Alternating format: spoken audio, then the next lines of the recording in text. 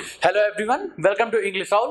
मेरा नाम है कुलदीप और आज हम एक और नया चैप्टर स्टार्ट करने वाले हैं, रेशियो एंड प्रोपोर्शन। ठीक है, तो चलिए स्टार्ट करते हैं चैप्टर। तो सबसे पहले रेशियो प्रोपोर्शन के बारे में आपको मैं बता देता हूं, थोड़ा सा इसका इंट्रो दे देता हूं कि रेशियो प्रोपोर्शन होता क्या है। सपोज करिए आपके पास 30 रुपए है, ए और बी मान लेता हूं, टोटल इनके पास 30 रुपए है। ठीक है, तो 30 रुपए किस हिसाब से, सपोज करिए इसके पास 20 रुपए था तो इसके पास कितना हो गया 10 रुपए, टोटल 30 रुपए है। ठीक है, तो अब हमें रेशियो बताना है, इनका रेशियो क्या है। तो 20 और 10 का रेशियो क्या होता है, ये किसी से कट रहा है, हाँ 10 2 जा 10 1 जा।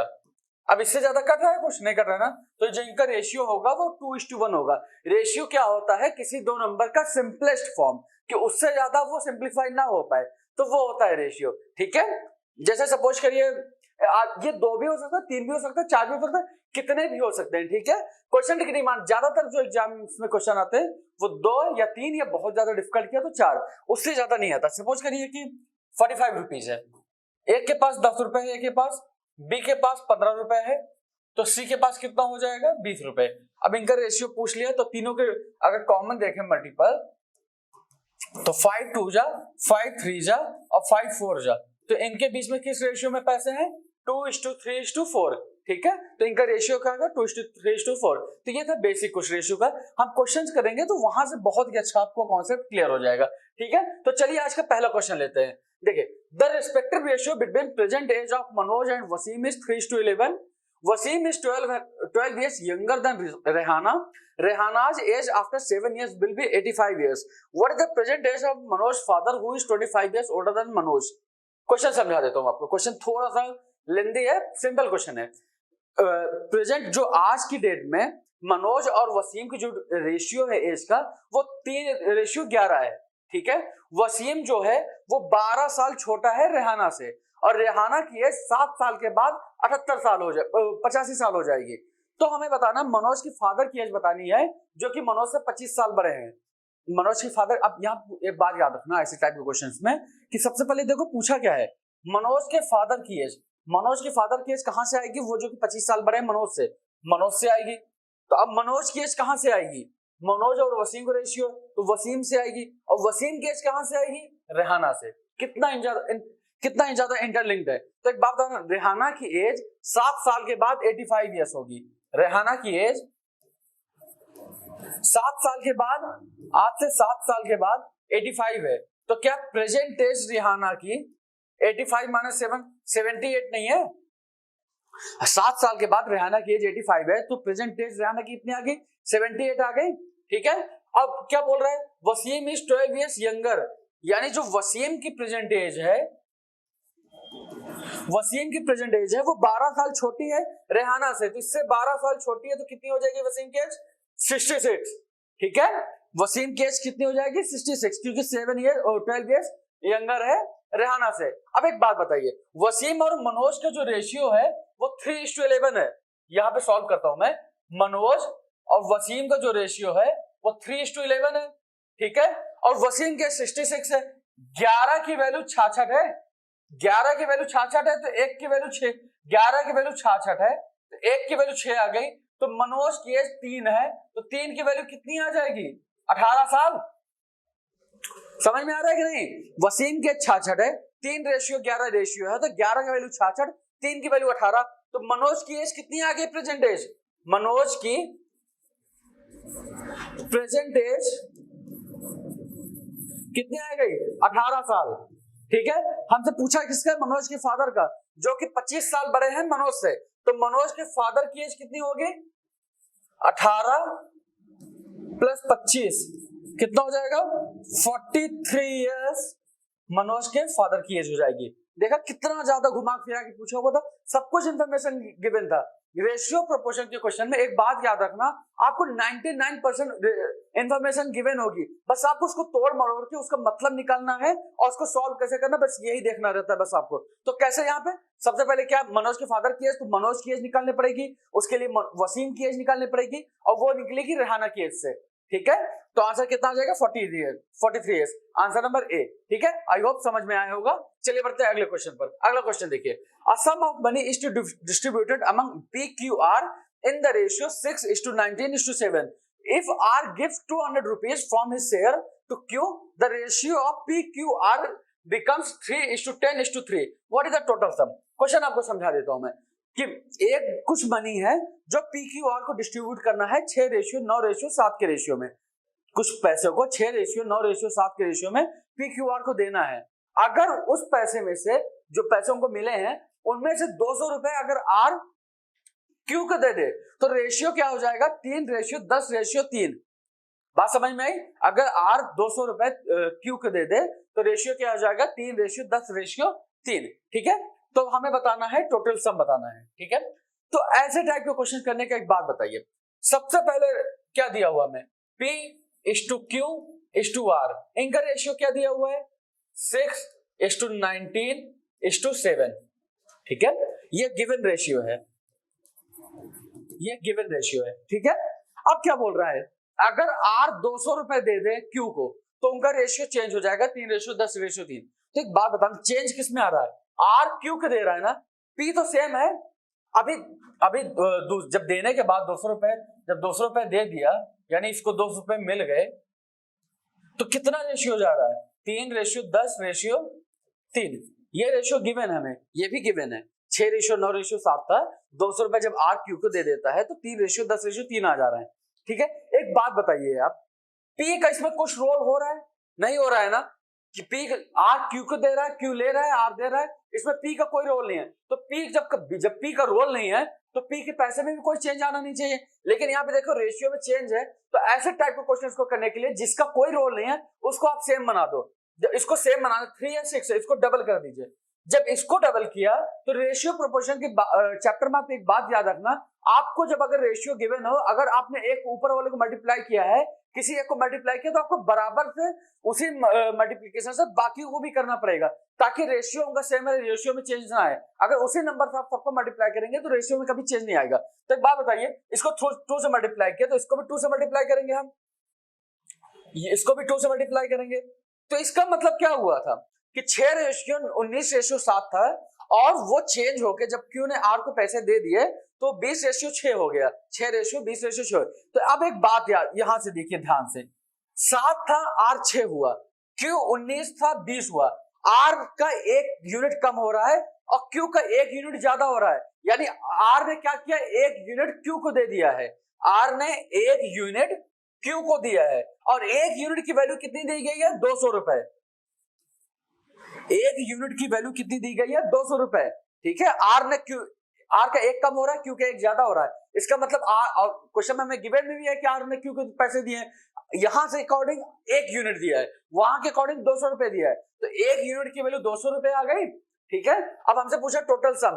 टोटल सम चाहे आप यहां से निकालिए 19 7 36 6 42, और चाहे आप 19 6 26 6 32 32, ये हो जाएगा 32। ठीक है, 19 6 7 26 6 32, और चाहे यहां से देखेंगे 20 6 26 6 32, एक ही बात आएगी। चाहे यहां से आप देखेंगे चाहे यहां से देखेंगे, समेशन 32 ही आएगा। तो टोटल सम कितना था? 32 यूनिट। ठीक है, तो 200 इंटू 32 करेंगे आप तो कितना आ जाएगा? 6400 रुपीज, जो कि टोटल सबमिशन था। ठीक है, ऐसे टाइप के क्वेश्चन में कैसे करते हैं? सबसे पहले जिसका कोई रोल नहीं उसको आप सेम कर देंगे तो बाकियों का रिलेशन आ जाएगा, जो डिफरेंस रहता है वो दिया हुआ है तो वहां से सबमिशन से टोटल यूनिट आ जाएगा। ठीक है, आई होप समझ में आया होगा, बहुत ही अच्छा क्वेश्चन है ये। चलिए बढ़ते हैं अगले क्वेश्चन पर। देखिए, a bag contains 25 paise, 50 paise and 1 rupee coins. There are 220 coins in the all, and the total amount in the bag is 160 rupees. If there are thrice as many 1 rupee coins as there are 25 paise coins, then what is the number of 50 paise coins? Question समझा देता हूँ, बहुत ही simple question है। Question क्या बोल रहा है? एक बैग में कुछ 25 पैसे के कॉइन्स हैं, कुछ 50 पैसे के कॉइन्स हैं, कुछ 1 रुपए के कॉइन्स हैं। टोटल मिला के वो 220 कॉइन्स हैं। ठीक है, हमें नहीं पता कितने कितने हैं, लेकिन टोटल मिला के 220 कॉइन्स हैं। ठीक है, और जो उनकी वैल्यू है वो 160 रुपए है। ठीक है, जो उनकी वैल्यूज है वो 160 रुपए है। ठीक है, जो बैग में टोटल अमाउंट है। अब ये क्या बोल रहा है? There are thrice as many 1 rupee coins as there are 25 paise coins. कहने का मतलब ये है जितने 25 पैसे के कॉइन्स हैं उसके 3 गुना ज्यादा 1 रुपए के कॉइन्स हैं, ठीक है। जितने 25 पैसे के कॉइन है उससे 3 गुना ज्यादा 1 रुपए का कॉइन है, तो हमें ये बताना है 50 पैसे के कॉइन्स कितने हैं, ठीक है।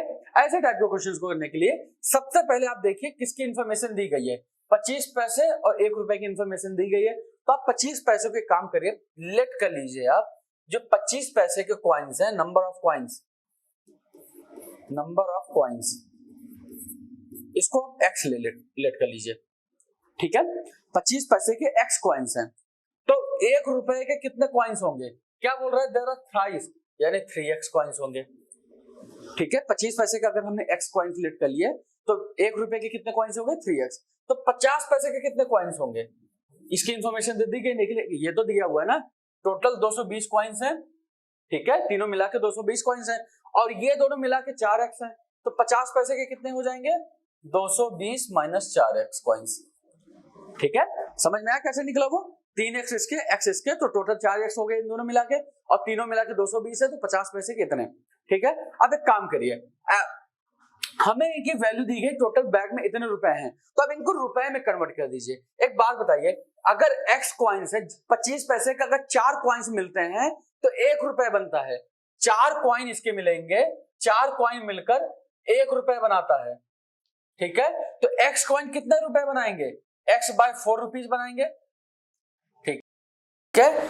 अगर 25 पैसे के 4 कॉइन 1 रुपए बनाता है तो x coin x by 4 rupees बनाएंगे, तो ये कितना रुपए होगा x बाय 4 रुपी, ये कितना रुपए होगा, ये तो 3x कॉइन्स है तो 3x रुपए, और ये कितना होगा डिवाइडेड बाय 2, 2 कॉइन्स 1 रुपए बनाते हैं तो इतने coins by 2 and this is equal to 160 rupees. हमने रुपीज को इक्वेट किया है ना, ये 25 पैसे के कॉइन्स थे तो इतने रुपए, ये 3x कॉइन थे तो 3x रुपए, ये इतने कॉइन्स थे 50 पैसे के तो इतने रुपए डिवाइड बाय 2, 2 कॉइन 1 रुपए, ठीक है। अब इसको सॉल्व कर लीजिए, इसे देखिए x बाय 4 प्लस 3x और x by 4 plus 3x plus ये हो जाएगा 110 माइनस 2x, ठीक है, इज इक्वल टू 160। आप इसको सॉल्व करेंगे, ये इधर जाएगा तो हो जाएगा 50, ठीक है, 110 उधर गया 50, तो ये 3x minus 2 x plus 1 by x 5x by 4। Simple सी कैलकुलेशन ही है, बस इनको सॉल्व करना है। तो यहां से x की वैल्यू कितनी आ गई 40, x की वैल्यू कितनी आ गई यहां से 40। अब हमसे पूछा कितने 50 पैसे के कितने कॉइन्स थे, 50 पैसे कितने कॉइन्स थे, तो 220 माइनस 4 इंटू 40 दैट मीन्स 160। जब 220 में से 160 माइनस करेंगे तो 60 कॉइन्स आ जाएंगे x के, ठीक है। 50 पैसे के 60 कॉइन्स थे, ठीक है, वैल्यू में 30 रुपए, कॉइन्स में 60 कॉइन्स, तो आंसर कितना हो जाएगा ए 60 कॉइन्स, ठीक है। ऐसे क्वेश्चंस में आप क्या करेंगे, अगर वैल्यू दी आपको रुपए में वैल्यू दी गई है, पहले कॉइन्स को आप लेट कर लीजिए, जो जिस रेशियो में दिया हो उसको आप वैल्यूज को पैसे में कन्वर्ट, रुपए में कन्वर्ट कर लीजिए, और रुपए दिया हुआ होगा अब उसको इक्वेट कर दिए तो एक्स की वैल्यू, उसके बाद किसका भी पूछ ले 25 पैसे का, 1 रुपए का, 50 पैसे का, आप वहां से डायरेक्टली निकाल सकते हैं, ठीक है। आई होप समझ में आया होगा। चलिए बढ़ते हैं अगले क्वेश्चन पर। अगला क्वेश्चन देख लीजिए, in Ramnagar colony the ratio of school going children to non going school children is 5:4। In the next year the number of non going school children is increase by 20%, making it 35,400। What the ratio of school going children to non school going children now. New ratio पूछा हमसे, question समझा देता हूँ मैं। Ramnagar colony में जो बच्चे school जाते हैं और जो नहीं जाते हैं उनका रेशियो है 5:4, ठीक है। अगर अगले साल नॉन गोइंग स्टूडेंट्स हैं जो थे, जो स्कूल नहीं जाते थे, वो 20% बढ़ गए और वो बन गए कितना 35,400, तो हमें बताना है कि नया रेशियो बताना है जो कि बच्चे जाते हैं और जो नहीं जाते हैं, ठीक है। देखिए ऐसे टाइप के क्वेश्चंस को करने के लिए आपको पहले से आप कुछ लेट कर लीजिए, जैसे 5 रेशियो, ये था स्कूल गोइंग और ये नॉन गोइंग, ठीक है। किस रेशियो में दिया हुआ है 5:4, ठीक है, 5:4 में दिया हुआ है। तो एक बात बता, अभी आपको पहले क्वेश्चन में क्या बताया हुआ था मैंने, आप इसको किसी भी नंबर से मल्टीप्लाई कर दीजिए, कभी भी कुछ अगर दोनों का आप उसी नंबर से मल्टीप्लाई कर दें तो रेशियो में कुछ चेंज नहीं होता है। यहाँ पे देखिए 20%, तो हमें 20% उसका निकालना है। अगर 4 का आप 20% निकालेंगे तो डेसिमल्स में आएगा, तो आप एक काम करिए इसको 10 से मल्टीप्लाई कर दीजिए दोनों साइड, ठीक है। पहले 50 यूनिट थे, ये 40 यूनिट थे, ठीक है, समझ में आ गया ना, 10 से मल्टीप्लाई किया, रेशियो अभी वही है। अब अगले साल क्या हुआ, 20% बच्चे बढ़ गए नॉन स्कूल गोइंग वाले, जो स्कूल नहीं जा रहे थे वो 20% ज़्यादा, अब वो 20% जाने लगे। तो एक बात बताना, 20% कितने अगर ज़्यादा जाने लगे, अगर what number of non going school children, sorry question ये बोल रहा है कि नॉन गोइंग जो पहले जितने बच्चे थे उसमें 20% और एडिशन हो गया, मतलब जितने बच्चे नहीं जा रहे थे स्कूल उसमें 20% का और एडिशन हो गया, यानी 40 बच्चे अगर नहीं जा रहे थे तो इसमें 20% और इंक्रीमेंट हुआ। तो इसका 20% कितना होगा, 20/100 × 40, दैट मीन्स कितना, 8, ठीक है। यानी 40 बच्चे पहले ऐसे थे जो स्कूल नहीं जाते थे, अब कितने हो गए, 48 बच्चे ऐसे हो गए जो स्कूल नहीं जा रहे हैं, ठीक है। 40 बच्चे पहले थे, अब 48 बच्चे हो गए। देखिए स्कूल गोइंग चिल्ड्रन में तो कोई चेंज है नहीं, तो स्कूल गोइंग चिल्ड्रन कितना होगा, 50 होगा, रेशियो अब 50:48, सॉल्व करेंगे तो 25 और 24, ठीक है। अब क्या रेशियो है स्कूल गोइंग और नॉन गोइंग में, 25:24 का, ठीक है। इनका रेशियो क्या हो गया, 25:24 का। हमसे पूछा क्या है, what the need ratio of school going to non going, तो 25:24 का आंसर आ जाएगा।